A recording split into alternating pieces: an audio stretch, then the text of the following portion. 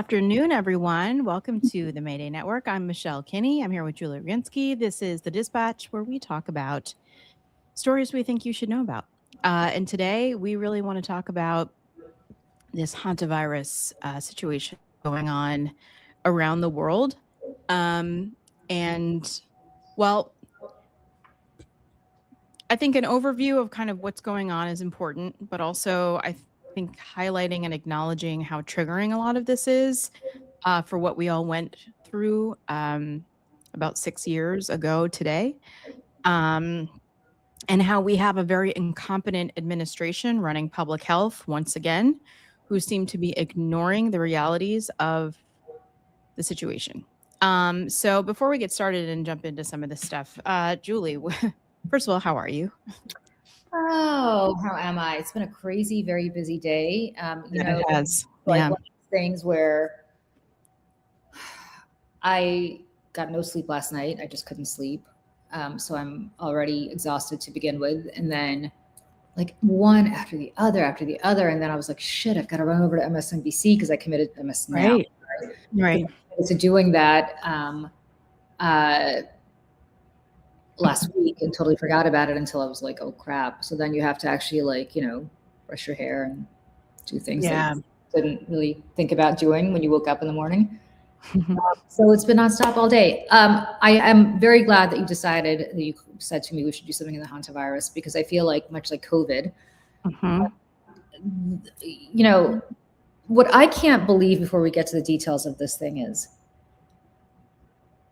Donald Trump was around for COVID part one. And he wasn't just around for it, like instrumental in the deaths of 1 million people in this country. And you and I live in New York. And I, for some reason, you know how iPhones have these memories that pop up, like of your photographs? So I got COVID because I live in New York. And you got it very early, yeah. Very early. I got COVID in March of 2020. Like I was like super early. And I think probably take the subway to work every day and, Yeah, I mean, it was really, a numbers thing. I mean, if you were in the wrong place at and you got it. Yeah. And I just remember going to City MD, which is the urgent care facility, literally down the street from my house. Yeah. Something that would take me 3 minutes to 5 minutes to get to on a normal day. I mean, I basically I cannot tell you how sick I was. Yeah. And this is like early days when people are literally like on ventilators in hospitals. And I show up and I say to this doctor, I said, I think I have COVID. Can I have a test? And he looks at me and he asks me how old I am. And I was in my 40s at the time. And he said to me, do you have any underlying health conditions? And I said, no. And he said, I'm so sorry, we're not going to waste a test on you. And I go, what? And he goes, you probably have it, but we're not going to waste a test on you because there are people who need it more than you do. Go home. And he said, and do not go to the ER unless you truly think, he goes, I know you think you feel like you're dying now, he said, but unless you truly cannot breathe and you think you're going to die, not go to the ER because you will die if you go to the ER. So anyway, because I had this it took me 2 weeks. Like my husband was so wonderful. We don't live far from Central Park, as you know. So he would like take me out on these like old lady walks, like practically holding me up by the elbow. Because I sent my son to my parents' house immediately because school shut down. I sent him away from the city. And he and I would literally just go walk in the park and I would like hobble along in the park. But then because I got COVID so early, I think it was Mount Sinai Hospital that asked me if I wanted to be part of a study for titers, whatever they're called. So the antibodies, The antibodies. So I would walk across the park to 102nd Street and Fifth Avenue to Mount Sinai to go every week or so, every couple of weeks for this. And I would see that mobile hospital being set in Central Park. And I just today, by sheer coincidence, this memory popped up. It wasn't the same time of year. I don't know why it popped up, but this hospital popped up. Yep. And I looked at it and I was thinking, holy shit, we were living in like a third world country where we literally had a field hospital in the middle of the greatest city on earth. Yes. A field hospital. Yes. And I don't mean to trigger anybody or send anybody down memory lane other than to say Donald Trump was the president of the United States when this was all happening. And for a reason that makes no effing sense to me, people forgot about the million people that died. People forgot about how all of us were like, people don't care. People don't care. But this is like relatives of yours who died, friends of yours who died. People like people don't just die somewhere else. They die in the United States. They die around you. Think about like the early epicenters, right? I mean, this obviously, you know, China was the first, right? Lombardy, Italy. We were a few weeks kind of behind Lombardy, Italy. If anybody watched the coverage coming out of Lombardy, people were just dying. There were people that were on their computers sending videos from their phones, sobbing, crying that their sibling or mother or someone had died in their home and they were waiting for someone to come get their body. Now, I know you said you're not here to trigger anyone or upset anybody, and I guess that's not my intention here.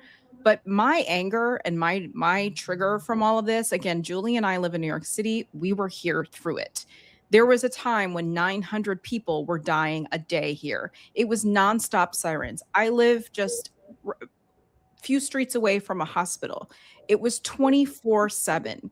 I have friends and colleagues who died, neighbors who died very early on, and it was shocking. And I have anger from this that has never gone away, that will never go away. Not just for this administration, but from a lot of people in this country who felt that because they didn't live in New York, because we're a bunch of like rats and trash rats who live on top of each other. And that's kind of what the attitude was in this country about people in New York. And people just didn't care.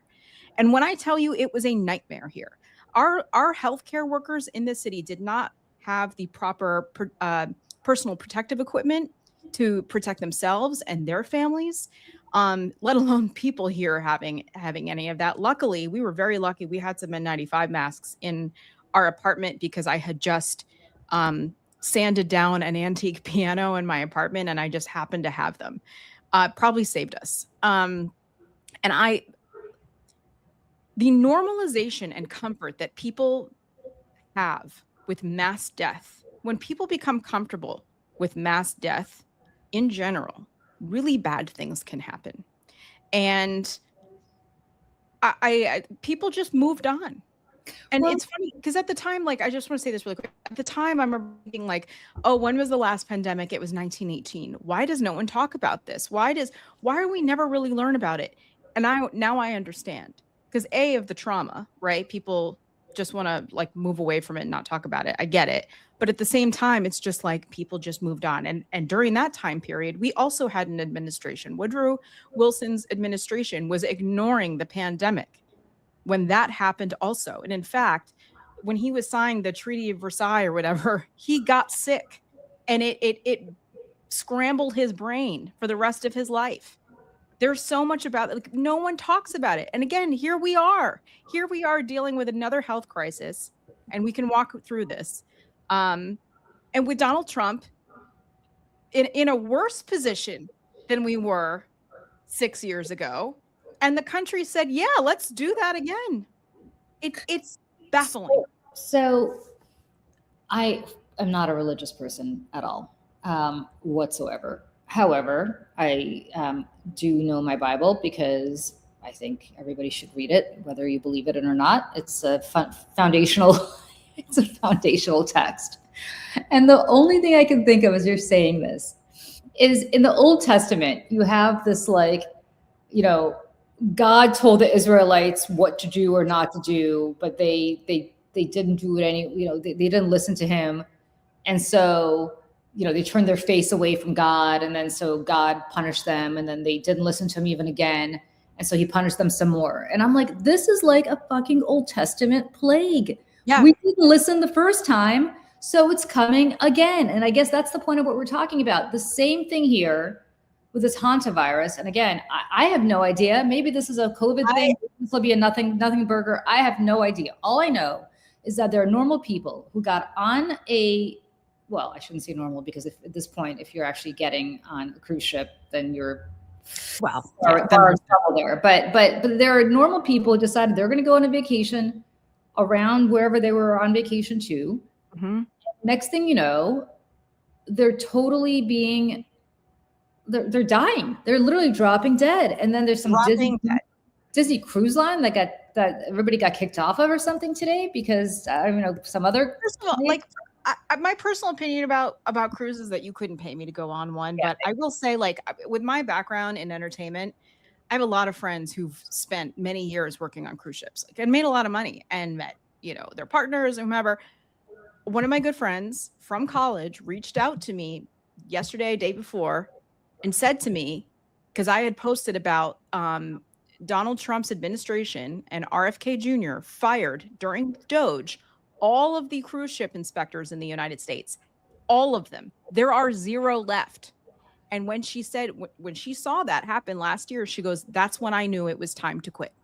She goes, I no longer felt safe. She goes, you know, COVID, she was like, was awful and it was triggering and the whole thing. She was like, I'm not doing it. I'm not doing that. I'm not putting my life in danger because these people don't care if we live or die. And that really is the truth here. And I want to show just a couple things here. First of all, it was this day. It was May 11th. And I know it was May 11th because today is my dad's birthday. So happy birthday, Mr. Kinney, my dad. Yes, happy birthday to my dad. But I remember this was the first day in May 11th of 2020 that I ventured outside my apartment. And I walked from the Upper West Side all the way to Midtown as I needed to see it with my own eyes. And we walked, obviously, because nothing felt safe to take a taxi or like Uber. Nothing felt safe. I mean, I was still wiping down my groceries at this point. But here's some pictures that I took on that day in New York City. And when again, the rest of the country did not go through what we went through. Everybody went through COVID. New York City went through something else. And here is Grand Central Station. If you've ever been to Grand Central Station, you know that it's a hustling, bustling place 24/7. That is what it looked like in the middle of the day on May 11th, 2020. Same with Times Square. There was nobody there. Nobody there. And here's the naked cowboy. If you ever come to New York, just know that he's a Trumper, and that is what he was doing during this period of time. So please don't take your picture with him. He sucks. But you know, this is what was going on. And I would actually like to play this video that I made. I want everyone to just know, though, that I was not an editor at this time. I hadn't even started working at the Lincoln Project yet. I'm not a videographer, but I put together this video of what I saw that day, because I want people to remember, especially in this moment now, where we're living through this. God knows what this is going to be and what's going to happen here. But I would just like to play this to remind people what New York City was. And this was on the back end of it. This was like towards the beginning of at least the peak. We were flattening the curve at this point, but people were still in their homes. And 6 years ago today, this is what the city of New York looked like.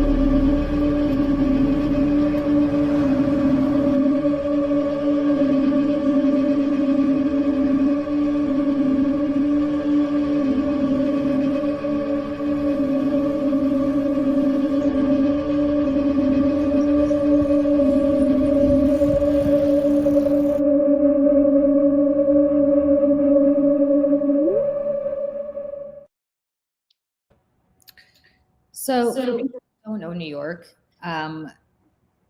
every place that Michelle showed, from Grand Central Station to Times Square, everywhere in between.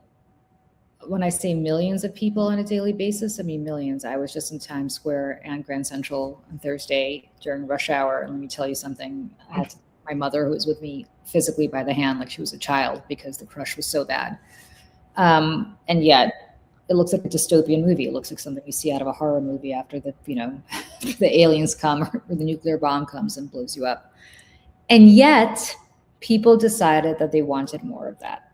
Mm-hmm. Scant 4 years later. Yep. Well, yes. Yeah. 6. I mean, that's the.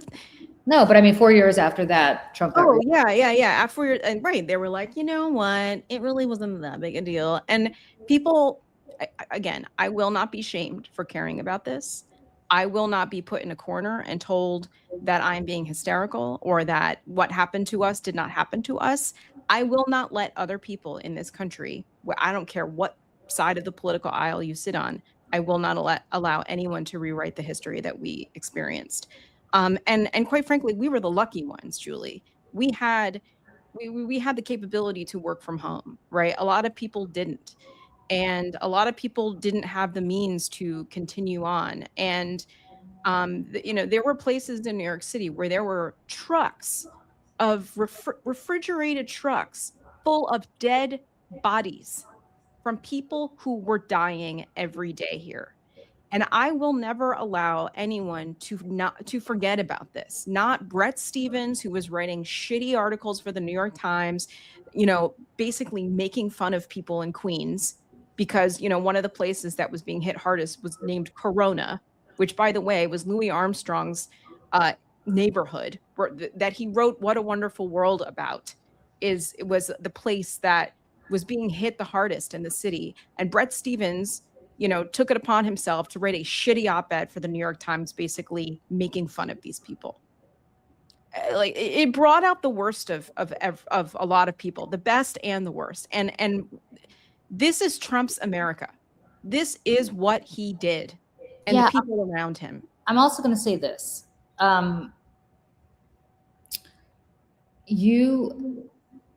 Even if you didn't suffer physically, if you weren't sick or dying, and I think if you live in New York, everybody got COVID. I mean, everybody. Eventually, yeah. Yeah. I got it 2 or 3 times. The first time was awful. The second, third time, I was like a pro, but everybody got it. I managed to, it was a couple years, but yeah. But I will know, and I just kept thinking about throughout that period, I was so lucky. I was, my husband was here, my son was here, like we were together. I have a very good friend who now lives in LA, but at the time was living in Brooklyn. And at some point she came to my house, and it was maybe 8 months after COVID started, 9 months after COVID started. And she came in and she hugged me and she burst into tears and she started crying. And I said, "What's the matter?" She said, "You are the first person I have touched." Yeah. In 8 or 9 months. Her dad is gone. Her mom, she's single. Her mom lives in Pennsylvania. And it was, obviously she didn't know how to get to Pennsylvania because she doesn't have a car. Public transportation was out of the question. Anyway, the point is just the very thought. And I can't stop thinking about that because, of course, like for me, I could reach over and just put my hand on my son's arm or my husband, right, or whatever. But like she had took it for granted, right? Yeah, she had not touched another human being in 8 months. And it does things to you. The psychological toll, and I'm not talking about having sex or anything like that. I mean, just being next to a human being. Physical touch that we all just need from each other. Even if you have to go to, get your nails done and have somebody do this, to your neck while you're drying your nails, right? Yeah. And, it's just amazing to me that people, the only reason we're talking about COVID now again is because something is going on here. And Mhm. we should know about it. And we don't know whether it's going to amount to anything. And maybe it's nothing. And I see people in the chat saying, well, it's the Andy strain and you really need to be very close. Well, okay, yes. well, you know what? Good luck. Good luck, because people are close to each other. All you try riding the New York City subway, you might as Right. well be making out with somebody. It's the qualification of that people kind of go through in their brains to say, like, who's deserving of this? Like, well, you were close to people, you deserve it. Well, they had comorbidities, or they had health issues. Well, yeah, they died. And there's always but no, it doesn't matter. I don't care where you live. I don't care what comorbidities you have or had. You don't deserve to die, and I don't get to decide whether it's right or wrong that you die. And this is why COVID was such an inflection point, at least for me, in how I saw humanity. And 2016 was one of them, seeing what my country decided to do. But again, maybe it was a fluke, maybe it wasn't. And then COVID, watching the amount of people not wear masks, refusing to give a shit about other human beings, only care about themselves, then refusing to get vaccinated because I don't need to. It's not about you. It's not about you. It's about everybody around you. It's this lack of collective care for all people. And then 2024 being another inflection point. I mean, like, what is wrong with everyone? What is wrong with us? And this is where Jared Kushner and Donald Trump were basically saying, let the people in the blue states die. And that is how he is legislating again. Let the people in the states who didn't vote for me, whether it be wildfires or viruses or whatever, let those people die and suffer because they didn't vote for me and they don't support my agenda. So F them. And there's a couple epidemiologists, infectious disease experts that I follow, Melanie Matho being one of them. I'm just going to play two videos, one that she posted last night when she landed at SFO, and another one from today where her kind of like everything's going to be fine, I'm not worried about this, is like slowly starting to uptick. And I just want to play, and I know, Julie, you need to. Before you do that, I do have to jump, guys. I have to go to Mhm. the Springsteen concert tonight. Speaking of places where people are going to breathe on me, Madison Square Garden, and being close proximity, but it's the boss, and I'm from Jersey, so how do you say no? Yeah. Have a great day, everybody. Michelle's going to stick around, Yep. and I will see everybody tomorrow. Yep. Bye. Bye, Julie. Have fun. So, guys, Melanie Matho, she is a scientist, and I don't know, a lot of you probably, like me, started following a lot of people who know a lot of stuff. And this is the video that she posted last night when she landed her plane on the West Coast. All right, hello. I have just gotten to SFO because I've traveled for work again. Go figure, that's my life right now. But let's see, yeah, it's 12:30 in the morning, and I've just seen a report that one passenger bound for the US on the CDC plane has tested positive for hantavirus, and another person is showing signs and symptoms. So this is a rapidly evolving situation. It's very concerning.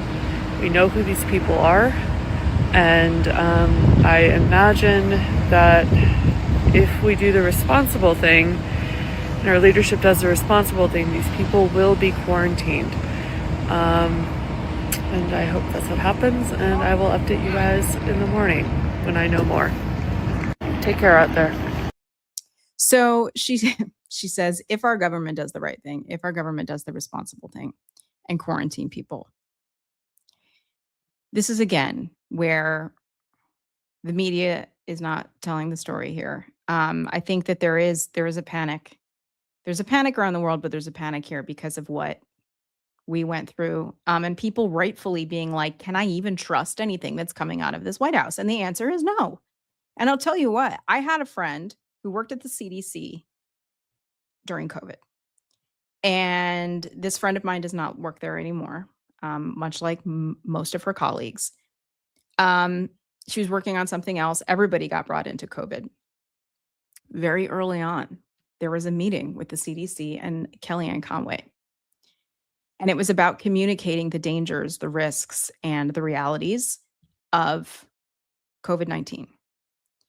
And what the White House basically told the CDC to do was to kick rocks.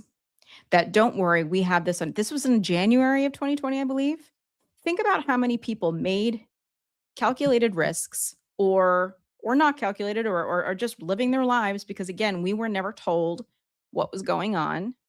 Not really.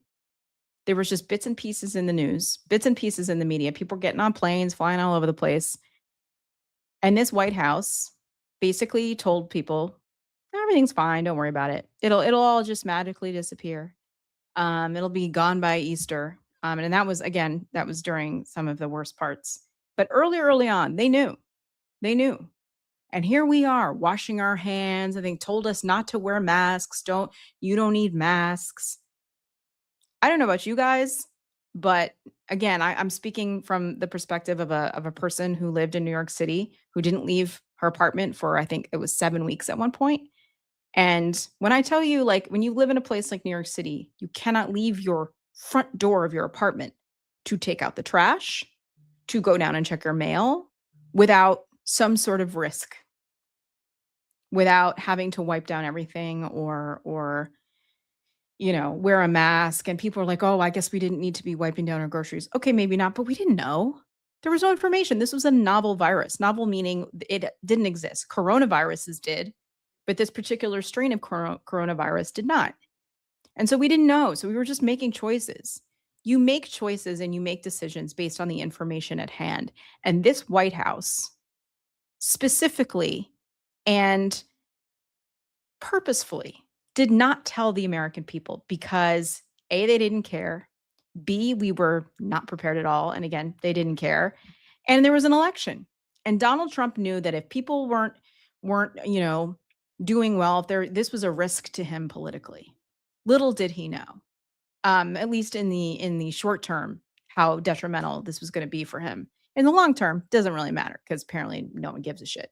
But here is the video that Melanie, Melanie Matho, I've got her name and Instagram handle in this video. So please go follow her. She's fantastic. If you also follow Dr. Rubin, he's an allergist. I think they met online during COVID. They got married, and I just think that they're the most like adorable, lovely people. So anyways, this is the video that she posted today.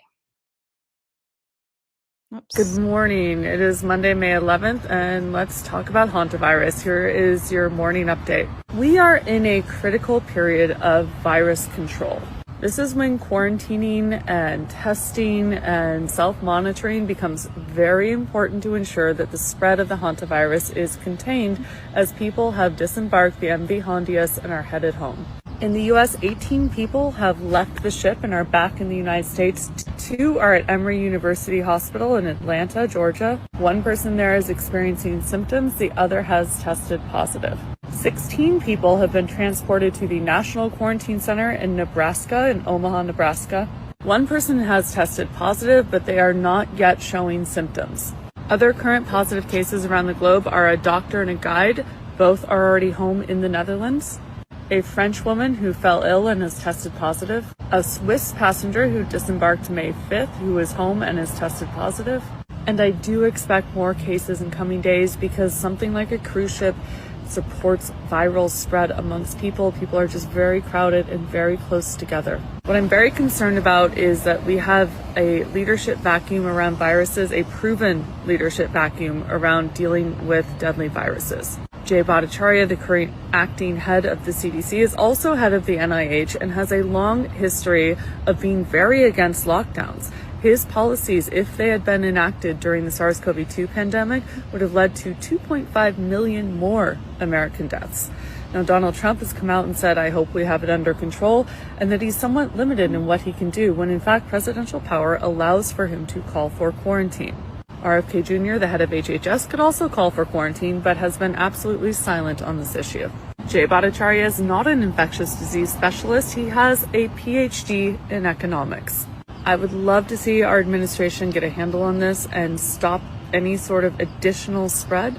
My current concern level is at a 4 out of 10 because we are now seeing additional cases. We are only having encouragement to quarantine, not active quarantine of these passengers. And I do think that we may see secondary cases here on U.S. soil as a result of a lack of U.S. leadership. I hope we do not.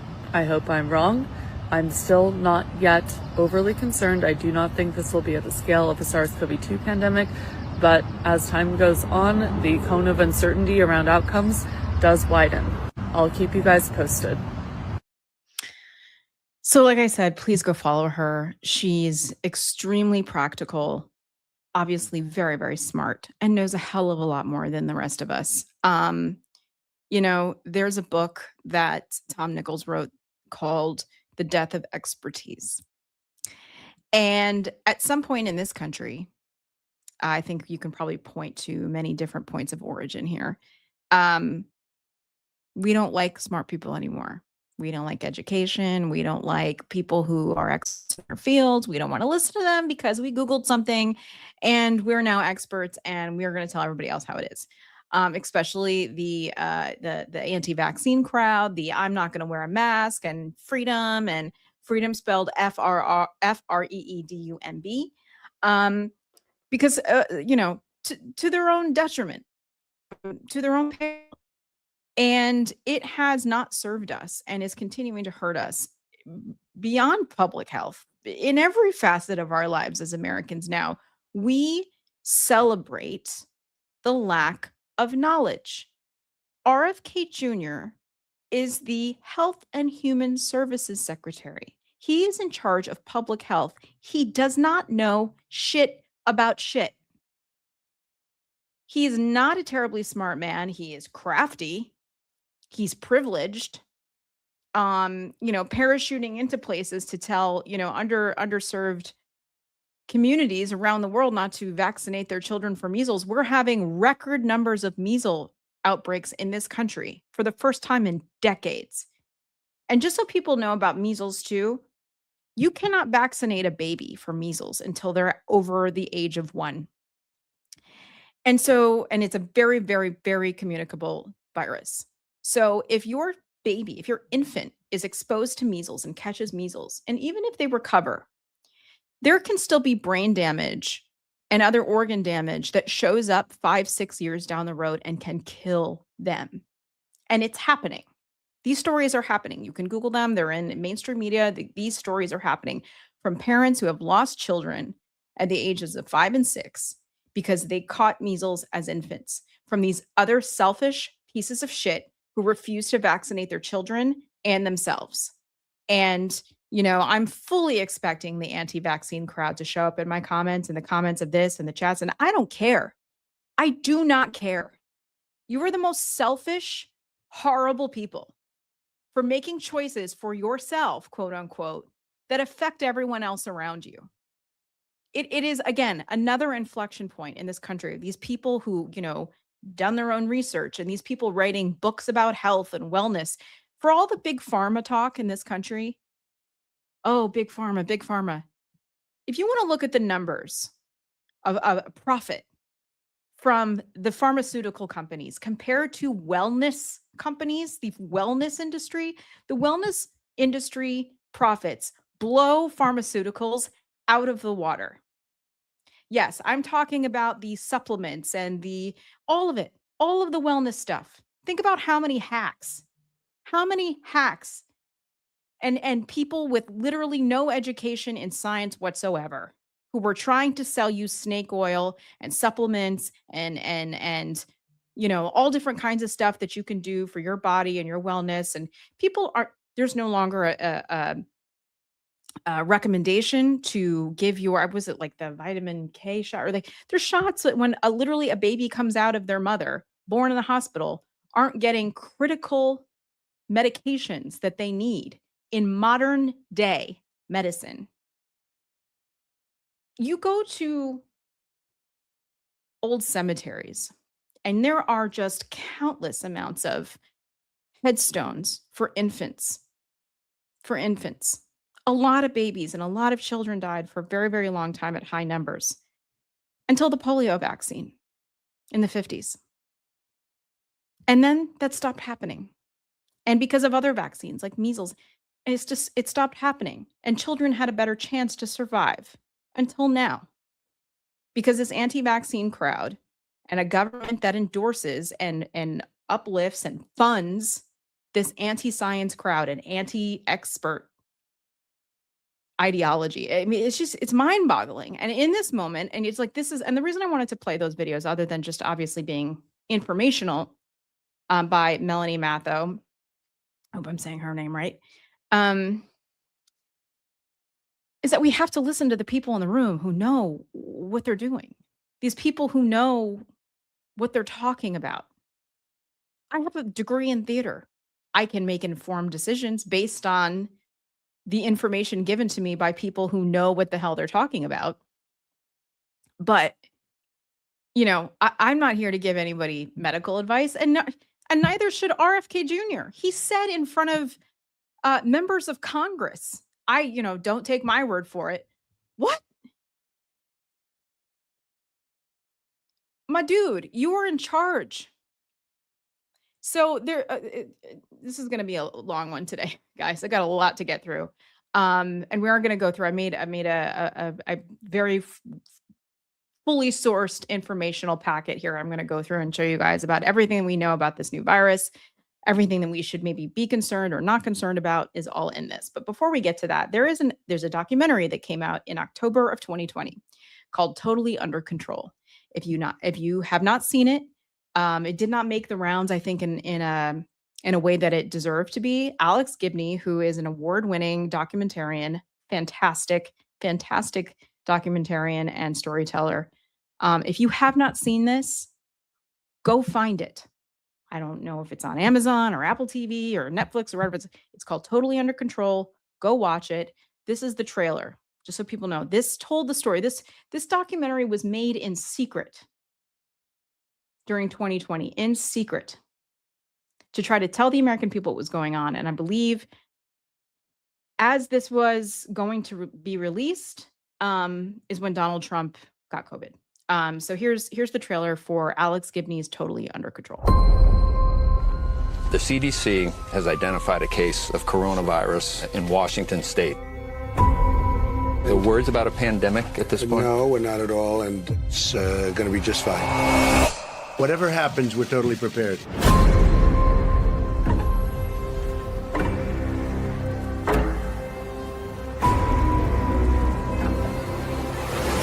We, the scientists, knew what to do for the pandemic response. The plan was in front of us, but leadership would not do it. It is time to lay our careers on the line and push back. It's clear the United States did not perform to the best of its ability with the coronavirus. What went wrong for us? The truth is that political leaders caused avoidable death and destruction. The scientists sounded the alarm every day. The U.S. government was doing nothing. One day it's like a miracle, it will disappear. It'll be wonderful, it'll be a gift from heaven. It's complete bullshit. He has no idea what he's talking about. I decided to break protocol and alert Americans. A key government scientist was removed because he wouldn't climb on the president's bandwagon. They started to blame other people, and it was frightening. There was real fear of retribution, and we were watching the number of deaths in the U.S. tick higher and higher. Do you take responsibility? No, I don't take responsibility at all. We've never had a failure like this. The truth is finally coming out. There's so much to expose.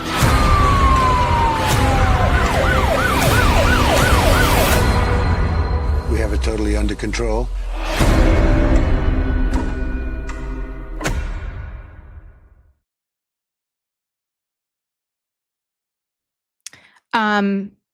Go see that. Find it. It's online. It's streaming a bunch of places. Totally Under Control. Directed by Alex Gibney, who again made that film in secret in 2020. If that doesn't infuriate you, I don't know what will. And again, I refuse to be someone who is told to forget, who is told that what happened to me and 8 million other people in the city of New York did not happen.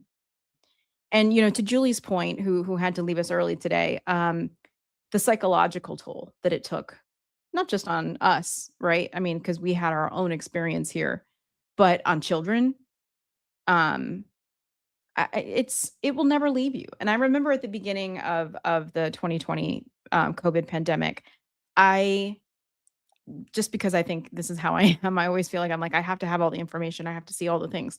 So I went and found every single documentary that I could possibly find about viruses or potential viruses or I found one documentary about the 1918 pandemic, and they interviewed, and this was an older documentary, so they had interviewed people who had survived it as children. And I remember there was one man, and he must have been in his 70s or 80s, I guess, at that point, um, in tears, still traumatized by what happened, saying that he learned during that period of time that you are never safe, that any idea that you have in your mind about safety was out the window for the rest of your life. Um, and then to also just what you learn about your fellow human being. It's extremely revealing. And there are just people, and there were things I lost friends during that period of time. I mean, I was ostracized professionally at times because of I did not want to attend things when there were peaks of virus happening, or when I was about to go visit my elderly parents and did not want to expose them to something. I would have had to give up Christmas one of those years to be with my family, to attend a work event, and I was punished for it. I refuse to live in that world ever again, where anyone is ever going to tell me what I can and cannot do in terms of protecting myself and my family. And it's funny, I was thinking to May 11th, 2020, the video that I showed, that I shot in New York City that day, is my dad's 70th birthday. Today is my dad's 76th birthday. So think about those 6 years, what has happened to us as a country. And it's like how divided we are. And just so people know, if you don't spend any time online, and if you don't, good for you. I mean, you're probably much more mentally healthy than I am. But they're all losing their minds about this hantavirus already, right? They're like, oh gosh, they're at it again, the plandemic. I mean, it again, the uptick and surge of people who think they know it all. Look at what these people did to Dr. Fauci. Look at what they did to this man, to his family, this man who has served the public for decades, especially during the AIDS crisis. He is in his 80s now. He was the only person that we could really look to, an expert during that period of time, who was telling us what he knew, what we could do about it. He was calm, he was measured. And what they did is they villainized him and hunted him like an animal. We don't hear from him anymore. His children were getting death threats. I saw him at a show. I went to go see a Broadway show a number of years, I don't know, 2 years ago. And he was sitting in my row. I saw him. And I wanted so badly to run over to him and thank him and say something, but I was like, I actually don't want to like upset him. Like I didn't want to run it because the amount of times in his life he's probably have people running at him and screaming in his face. I was like, I don't want to do that. Even though what I was going to say is nice. I don't want to put him in a position that may upset him. And that's awful. One of my very good friend's mothers died during the pandemic, not from COVID, but of cancer that was it grew quickly in her body and she died quickly. She was a nurse from New Haven, Connecticut.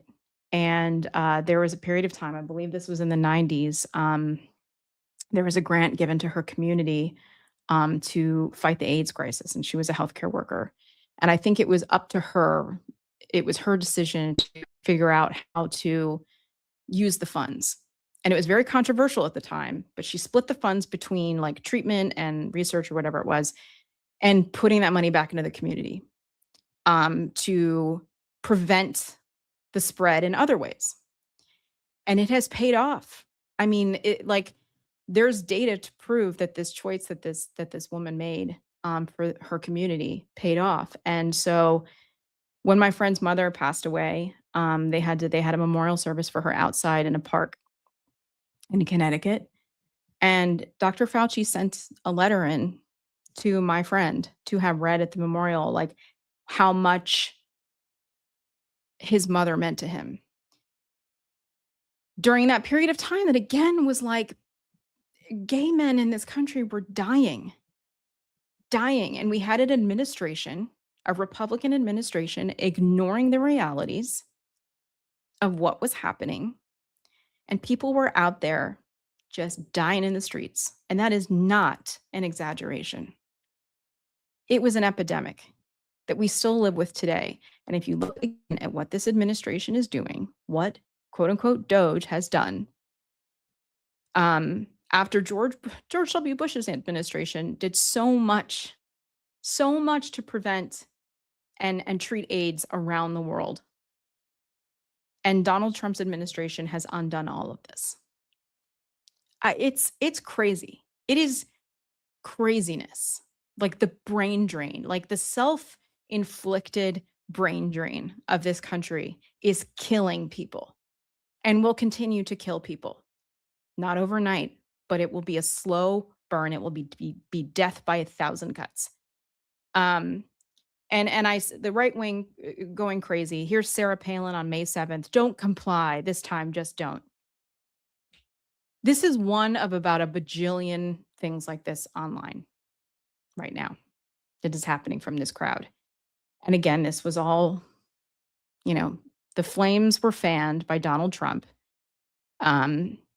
He had this opportunity to do the right thing. Not that we would ever expect him to, but he just won't, even if it would benefit him. And it would have. Can you imagine? I mean, Operation Warp Speed for the vaccine was a huge success. And he won't take credit for it. It's bananas.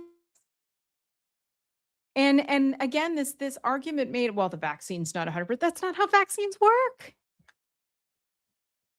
That's not how vaccines work. It's communal. Everybody kind of has to chip in. That's how these things work with herd immunity, and specifically so that they help the most vulnerable among us: children, elderly, people with other extenuating circumstances, pregnant women, babies. So I put together, actually, no, before I do this, and we'll go through the information. We'll be nerds here at the end, and we're going to go through and talk about this. One more thing that I want to show, because you guys know I love films, I love documentaries, and I will always spend time to recommend the best things to people that I think that is worth your time. There was a 4-part documentary series that Spike Lee did for HBO, and it was called New York City Epicenters. And it was from 9/11 to COVID. And the first episode was all about New York City being the epicenter of COVID, which it was. And again, it is the only thing I have ever seen that tells the story of what we went through here, because the rest of the country just glossed over it because, I don't know, people think we deserved it, don't care, it didn't happen to me, so what do I care kind of thing. I can't be bothered. The sirens never stopped.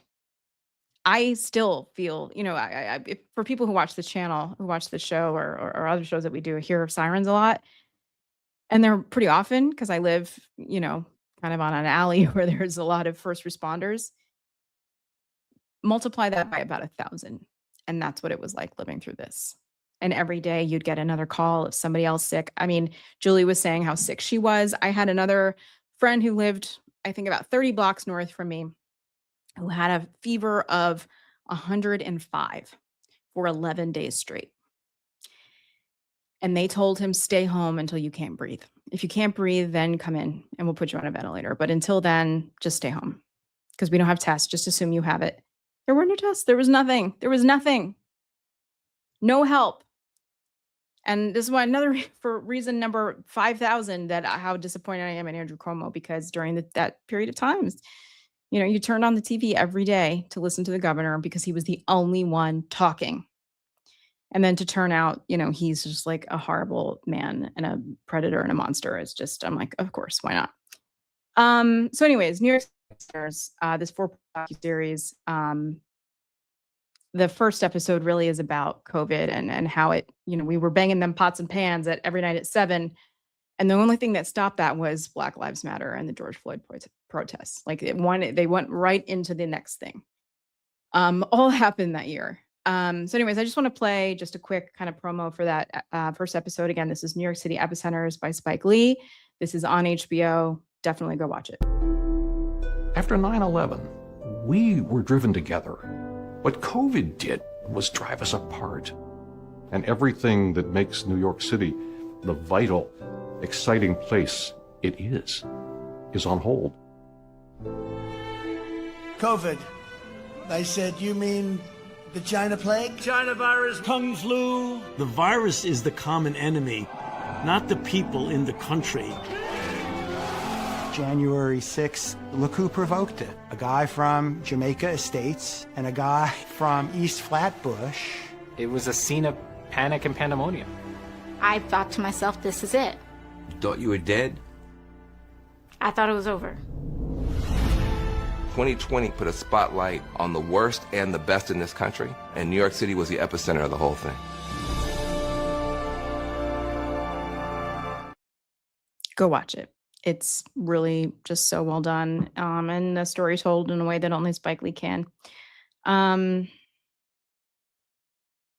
You know, it's I in my storage space, I have a box of N95 masks that I've never opened, and I will never open them. And they sit there because I'm always just waiting for the next thing. And like, I think that's just how you live after you've gone through something like that. And I know that I'm not the only, and I talked to my friends in New York about this, the ones who stayed. And there also is, there's 2 types of New Yorkers, right? There's the ones who stayed and the ones that went up to their country houses. The ones that went up to their country houses have a very different perspective, a very different feeling about how this all went. Because again, when the whole country is going through this and you have a backyard or a sidewalk or a place that you can go to breathe the air, you're having a very different experience from not leaving your 400 square foot apartment for 7 weeks. While there's refrigerators full of dead bodies outside. And your president is telling the people in your state to die because you didn't vote for him. And then a matter of years later, he puts that person back in power. And it's just another example of excusing, normalizing, forgetting all of the horrible things that Donald Trump did, that he does, that he represents. He has brought out the worst in us. And like January 6th, he incited a mob to attack the Capitol and try to kill the Vice President of the United States, members of the Senate, members of the House of Representatives. And 4 years later, this country handed him the keys and inaugurated him in the rotunda. It is unbelievable. It is hard to look around on some days and see the goodness in your fellow Americans. Because why? Because why? I will never understand for as long as I live. Okay, but let's get into it, right? Because again, this is fully sourced. It's going to look like a lot, but we're going to go through it. So this is what we know right now, guys. Okay. I worked all day on this, so bear with me. Okay, so Hantavirus Outbreak 2026.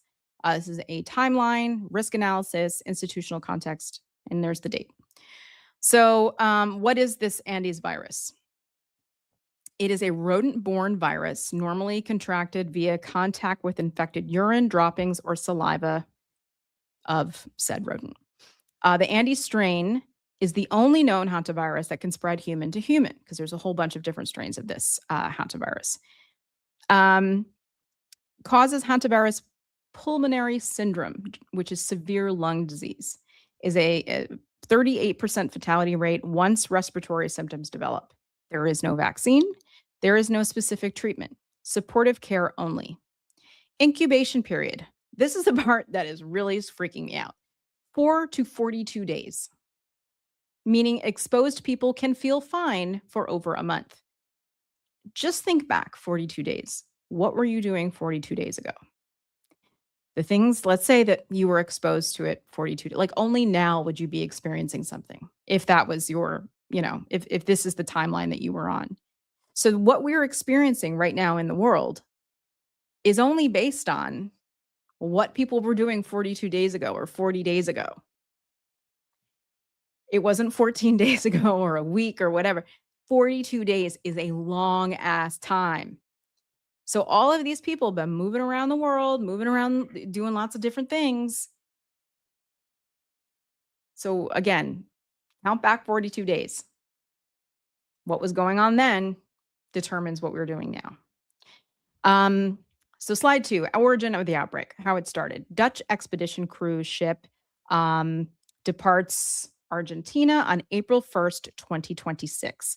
The itinerary was Antarctica, South Georgia Island, Tristan da Cunha, St. Helena, Ascension Island.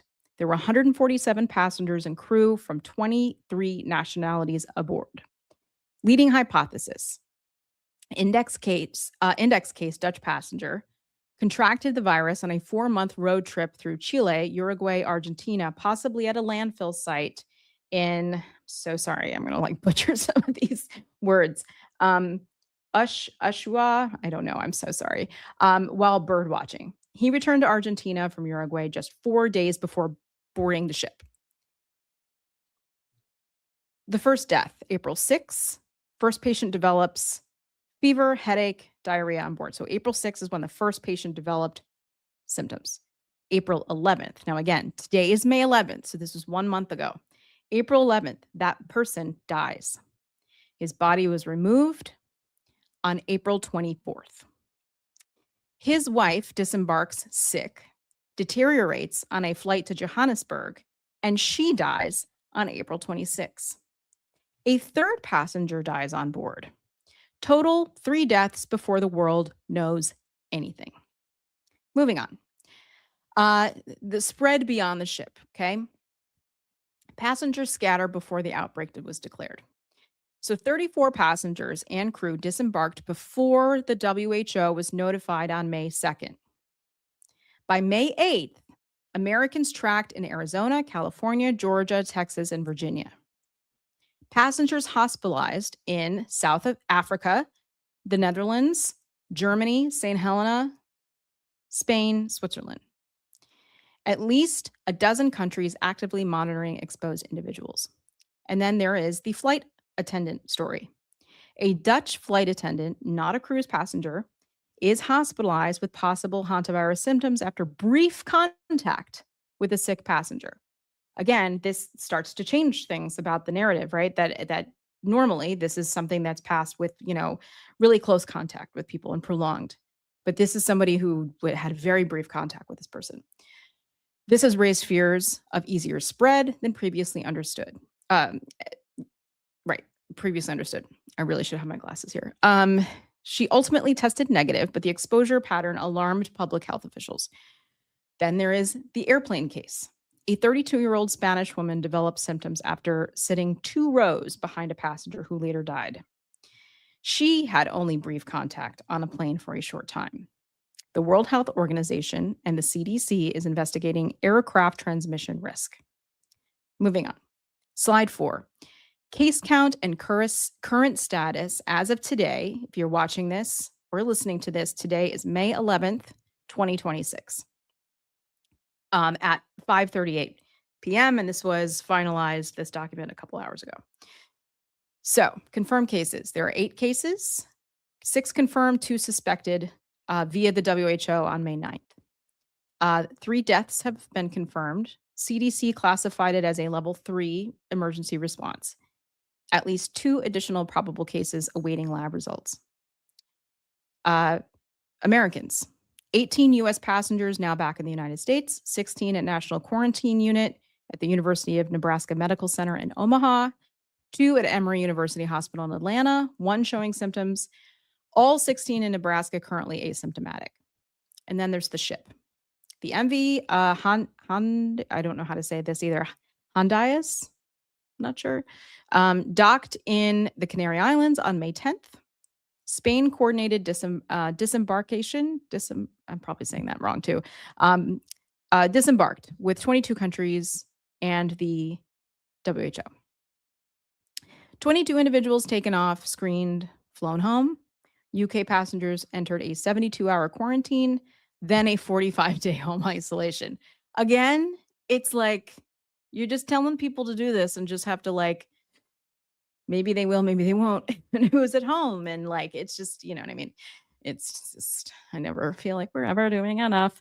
Okay, so slide 5, the CDC was already gutted before this happened. And this is really, I think, the most precarious part of this. And the thing that really sets us apart as Americans, right, is that we are living in a country that no longer staffs the government with people who know what they're doing. And we have gutted every department in order to, I don't know, all the things that Donald Trump is doing in terms of corruption and self-enrichment and dismantling our institutions. You know, it's Heritage Foundation, wet dreams forever.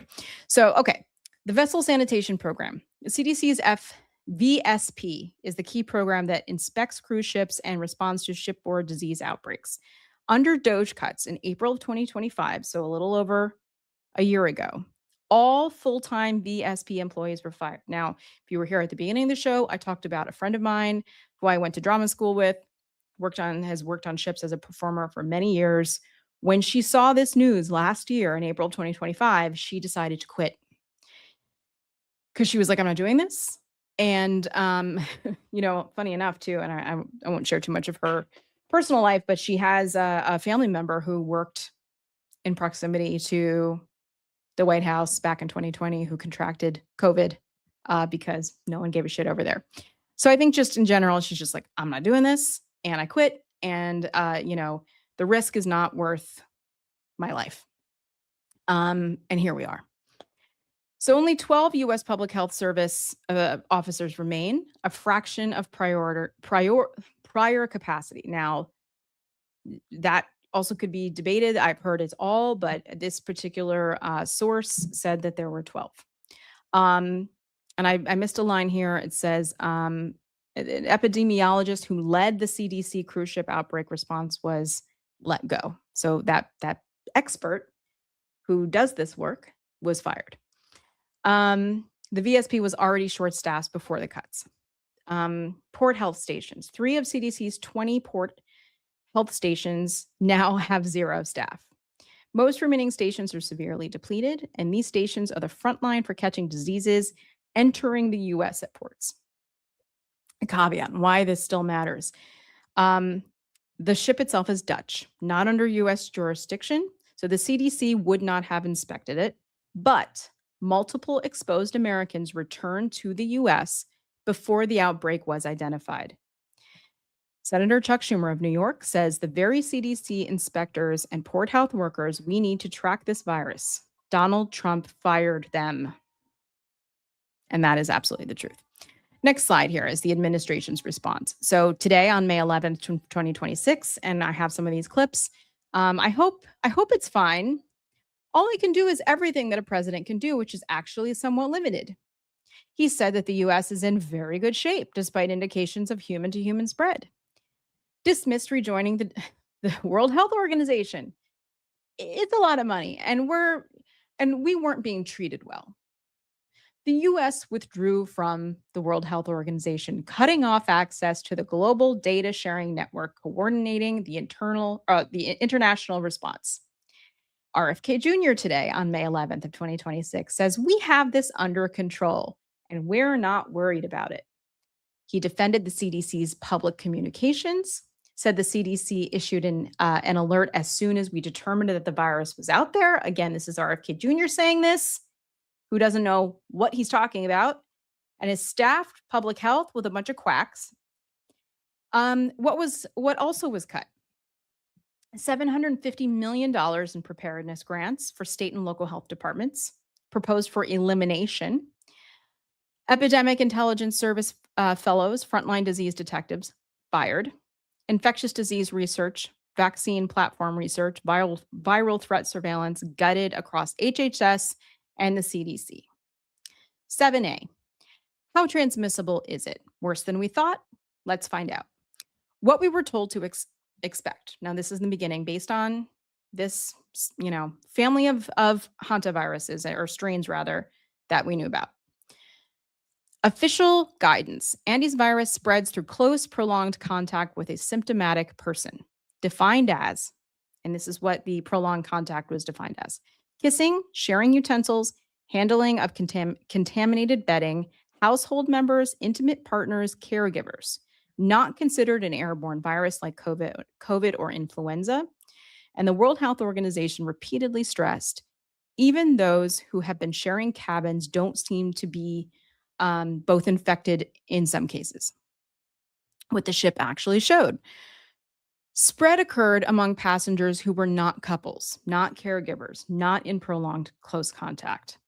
An enclosed space, a cruise ship, appears to have been enough. The Wikipedia outbreak entry notes, and some of this does come from there that I looked this up, transmission occurred through close sustained contact through, contact again, I should have had my glasses here. Sustained contact, though maybe airborne, is significant and underreported caveat. A woman sitting 2 rows, we talked about this earlier, 2 rows behind a dying passenger on a flight developed symptoms, brief contact, not prolonged. A flight attendant with brief interaction was hospitalized, ultimately tested negative, but the exposure pattern alarmed officials. And then there is the super spreader precedent. 2018 and 2019 outbreak in Argentina. Virus spread among 100 birthday party guests seated near each other. Then there was a spread further at the wake of the first person who died. This documented cluster transmission in social settings, not just intimate household contact. And then 7B here, moving on to the same topic of how transmissible this is. The silent infection problem. Hantavirus can produce mild or asymptomatic infections, people who don't know they're sick. All right, we know this with COVID. There's plenty of people who didn't know they were sick that passed it on unwillingly and unknowingly. Hospitalization data only captures the most severe cases. True outbreak size is almost certainly underestimated. With a 4 to 42-day incubation window, exposed people feel and appear healthy while potentially infectious is scary. And 34 passengers disembarked before the outbreak was even identified. Their exposure status was largely unknown. And then there is the viral load factor. Now, viral load is something we talked about during COVID and learned a lot and read a lot about at the time, is like how much virus is in any given individual's body based on the length of exposure, your immune response, all different kinds of things, right?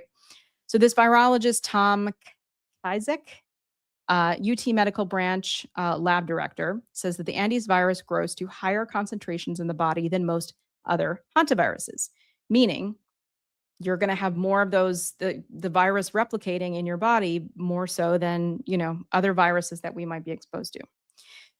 This elevated viral load may explain why this specific strain, unlike the others, can spread person to person. The higher concentration equals more virus shed equals greater transmission risk in enclosed spaces.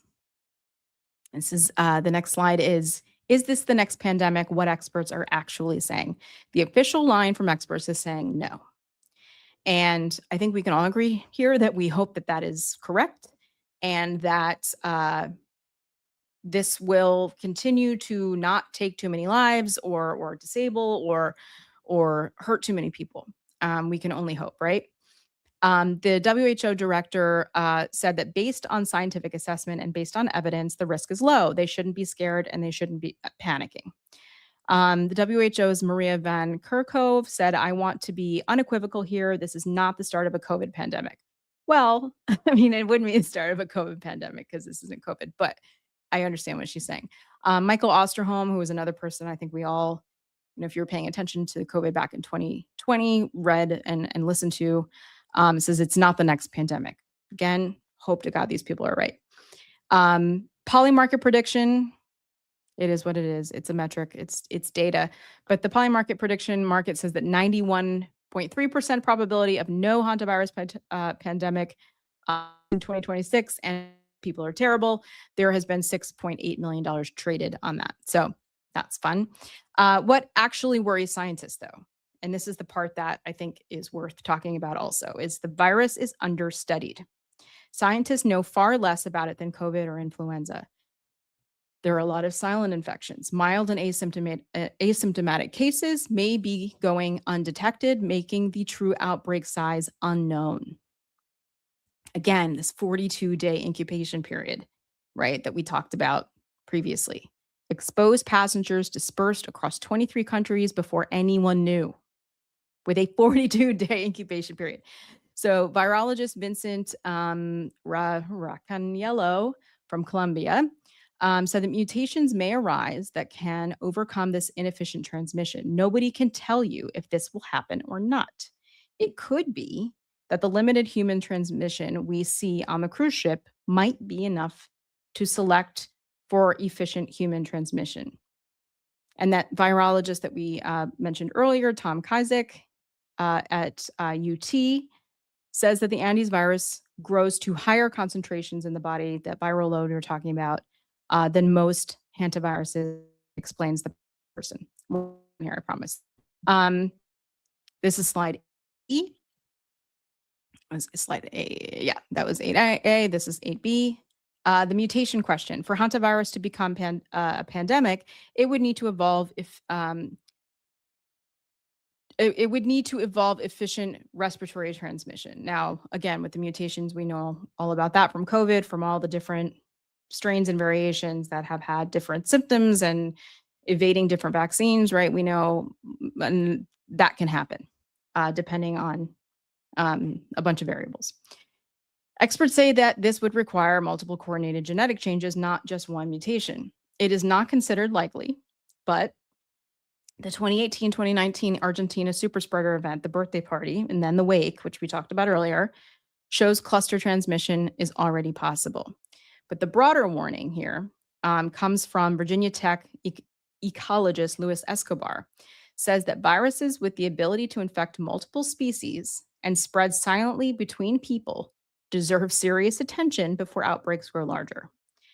History shows that underestimating a virus early, which is what happened with COVID-19, contributes to delayed action. The U.S. National Academy of Medicine warns the world remains poorly prepared for another pandemic.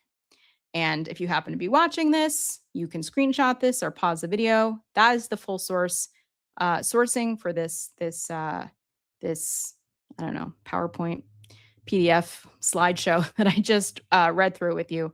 So you can screenshot that. You can go look up a lot of this stuff for yourself. If you don't believe me, it's all out there for you to find. And if you've been in the chat, I apologize. I have not looked at it in quite some time. But before we go here, I just want people to be aware. These are some of the things that have been happening from the White House. This was on Friday. Donald Trump was asked about the hantavirus and if it's going to be bad or if things are okay. And he's like, I don't know, I hope not. Have you been briefed on the virus? Yes, I have. Can you tell us what you learned in these briefings? Well, I think you're going to be told everything, and you already have. It's very much, we hope, under control. It was the ship, and I think we're going to make a full report about it tomorrow. We have a lot of people, a lot of great people are studying it. It should be fine. We hope. Should Americans be concerned that it's going to spread? And how are you working to get those I hope not. We'll do the best we can. Should we be alarmed? Hope not. Coming out of the mouth of Donald Trump, that does not. It just doesn't feel good. And listen, nobody trusts anybody and anything anymore. Maybe that's the whole point, right? Isn't that what fascism and all this is about? Is to make everyone believe nothing and no one trust anybody. Succeeded. Because I don't trust anything he says. I don't trust anything that comes out of this White House at all. But, you know, he had a maternal health meeting in the Oval Office today, you know, similar to the one he had with the children last week, where he just kind of goes on these tangents and he's surrounded by people who are just, you know, fluffing him. Let's see. Let me see which one here. Okay, this is about the WHO, and he says that basically he's glad that the U.S. pulled out. Thank you, Mr. President. What do you think about the handling of the hantavirus by the U.S.? Do you regret withdrawing from the WHO, given that? No, I'm glad. So we were paying the World Health Organization $500 million a year. Look, it's a lot of money, but in the overall scope, it's not that much, but it's a lot of money. And we weren't being treated well, and they were making the wrong diagnoses. I was the one that said it came from Wuhan. They didn't say that. They refused to say that because they were totally owned by China. So I was saying it came from Wuhan. They didn't want to say that. Now it's turned out, I think it's been conclusive that it came from Wuhan. But I said that on the first day because I saw satellite pictures with body bags all over Wuhan, literally all over Wuhan. So I said that they lied to me or they didn't know. So we were paying for, let's say, 350 million people. We were paying $500 million a year to the World Health Organization. That's a lot of money. What the hell are they going to do with that kind of money? And China is paying $39 million a year for 1.4 billion people. So I said, you know, you got your story wrong because we should be paying about $10 million, not $500 million. And they were willing to negotiate, but it was so popular when I pulled out. They gave us all wrong information. On COVID, they were totally wrong. And I looked today and I saw the same doctor that was there. He's a good politician. I don't know how the hell he kept his job, but he was there telling us about this. Now, the one thing with this one is that it's much harder to catch. And we've had it for a long, it's been around for a long time. People are very familiar with it. So, you know, I hope it's fine. All I can do is everything that a president can do, which is actually somewhat limited. But it seems like it is not easy to spread. In fact, it's in certain ways very hard to spread. It's been, we've lived with it for years, many years, and we think we're in very good shape. We're very careful. And Nebraska has done a fantastic job. They have a place there that those doctors are unbelievable, the job they've done. Yeah, please. Mr. President, are you going to suspend the... Unbelievable. I mean, he says this about it. He'd say that about a piece of plastic dog shit. I mean, nothing he says, I believe. And here's another question. He was asked about the WHO as well, I believe. But the CDC took 4 days after the WHO issued its, alert. Why was it? Why did it take the US 4 days to issue an alert? It's not true. As soon as we determined that the virus was out there, we issued an alert. The alert means nothing because all the people. I saw the alert too. Give me a minute. They acted very, very quickly, and it looks like, and can't bet anybody's life on it, but it looks like it's just a disease that we've had around in a very small way for a long time. Not a good one to catch because it's a very severe disease if you catch it, but it's very hard to catch. Daniel, did you? Yes. RFK Jr. expert. I just want to say that in 2023, Robert F. Kennedy Jr. suggested that COVID was a bioweapon that may have been ethnically targeted to attack Black and Caucasian people while sparing Ashkenazi Jews and the Chinese. And this is the man who is briefing the press and the American people about an infectious disease. It is insane. I cannot believe it, yet I can totally believe it. Every day is a nightmare. And just for shits and giggles here, he said, of course, more crazy stuff. This was a meeting in the Oval Office about maternal health. And he has done this before. I believe he do this like during a debate or something. He called himself the father of fertility. Now, listen, a lot of women in my age group, if you haven't, suffered from or dealt with infertility issues, someone certainly has. It's not easy. It's quite difficult emotionally and physically. This man knows nothing of anything. He just runs his mouth, and everything is about him all the time. But the first time I really heard about the fertility was through Katie. She said, "Sir, we have to do something." And I'm a quick study, so I learned everything there is to learn in about 3 or 4 minutes. And I became the father of fertility. That is true. No, it just made a lot of sense to me. She explained. I'm a quick study, and I learned everything in 3 to 4 minutes. Do you know why he thinks this? Other than the fact that he thinks he's awesome and super smart. He thinks this because his staff, whenever they need to brief him on something, they have to make like, picture shows or, like they're teaching a kindergartner and only write like 2 or 3 things on a piece of paper, even though a particular topic may be incredibly complex. They have to only say 1 or 2 things because he doesn't care, and he has the attention span of a gnat. This man is president. Tens of millions of people voted for him. So here he is saying that TDS, which is short for Trump derangement Trump derangement syndrome, is a disease. Whatever is bad, I'm going to go for it, and they'll approve what's good, finally. No, they've got serious Trump derangement syndrome, which actually is a disease. I'm hearing it is actually a disease. It's an honor. Today we're... And, again, just Dr. Oz, Dr. Mehmet Oz, standing behind him, used to be considered a very serious heart surgeon until he got the bug of fame and grifting, and completely sold his soul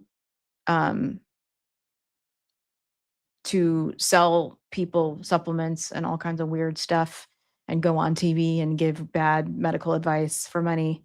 Standing behind him, giggling and ha ha ha ha ha. And I really got to give it to Katie Britt for her shit-eating grin. That she's just, everything's so, it's wild. One of the youngest senators, young woman from Alabama, right? Alabama. Who behind closed doors said that she, cared about children who were being carted off by ICE, and yet won't say anything publicly because that would be too politically damaging. Standing behind this man who has been credibly accused by many people, including children, of rape. But here he is and saying that everything is so awesome that the Republicans are definitely going to win the midterms. Are these deals for millions of Americans, and do you believe that the most favored nation drug deals are the Republicans' golden ticket to the midterms? I think the Republicans should walk away with the midterms. Now, typically, whoever is president, they vote the other way. Nobody knows this. Do we have a psychiatrist in the group? Nobody knows why, because I think we've had the best president. A lot of people have said, even some radical left lunatics have said that we've had the best presidency, the best first year of any president. Look, I stopped eating. No one has said that. No one has said that. Except for your sycophantic lunatics. No one's saying that. And again, asking for a psychiatrist, it would be great if you would see one, Mr. Donald Trump. And again, just like making jokes and listen, any of these programs that are being put in place, whether it be this like new medication thing or painting the reflecting pool a different color or going to a war with Iran or whatever it is that Donald Trump does, do not ever forget this. That man does not do anything. He doesn't lift a finger unless it benefits him. So follow the money, follow the power, follow the influence. That man does not do anything that does not somehow benefit him. So for all of this, like, oh, well, we were paying all this into the World Health Organization, and what do we get back? And, we pay in so much to NATO, and what do we get back? It's never about the money. He doesn't care. It's not about that. If he cared about money, we wouldn't be fighting in unwinnable, stupid, pointless war in the Middle East for $1 billion a day. He wouldn't be giving away non-compete, basically contracts to his friends to paint the bottom of the reflecting pool in Washington, D.C. He wouldn't be giving away inflated contracts to rebuild, what he destroyed of the East Wing with no permission from anyone to do so, to build his stupid ballroom that has increased in price from what? It was like $200 million and then $300 million. Wait, it's all going to be donor money. Well, it's not, because now the Republicans asking the Republicans are asking the American public for millions, if not of it was, somebody remind me, I don't remember how much it was, but it was an insane amount of money that they want us to pay for at the same time that we're all paying almost $7 a gallon for gas. Good times.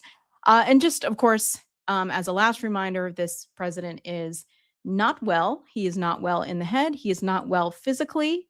This is him in the same meeting starting to fall asleep. But the first time I really heard about the fertility. Just kidding.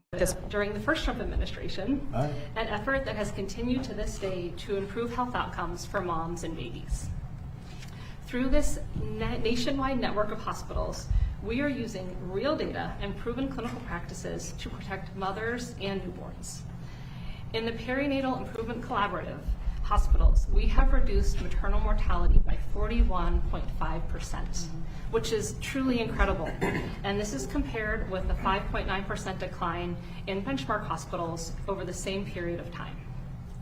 Our goal is to have every hospital in America doing this, and we're thrilled to be partnering with Heartland Forward to make this happen. We really want every woman to have a healthy delivery and a healthy baby, and to make the United States the healthiest place in the world.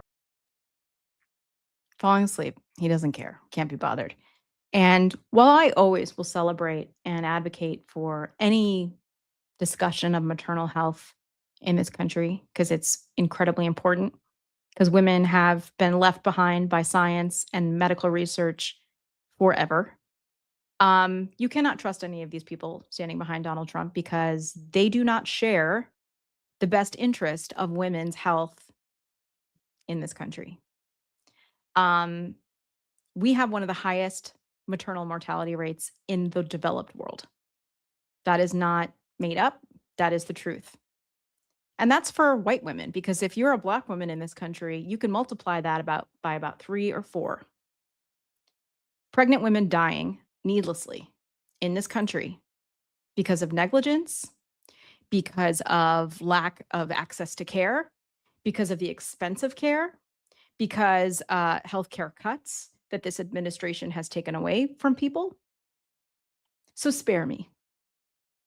Not to mention the Biden administration funded one of the largest, actually no, the largest funding for women's medical research in the history of the United States of America.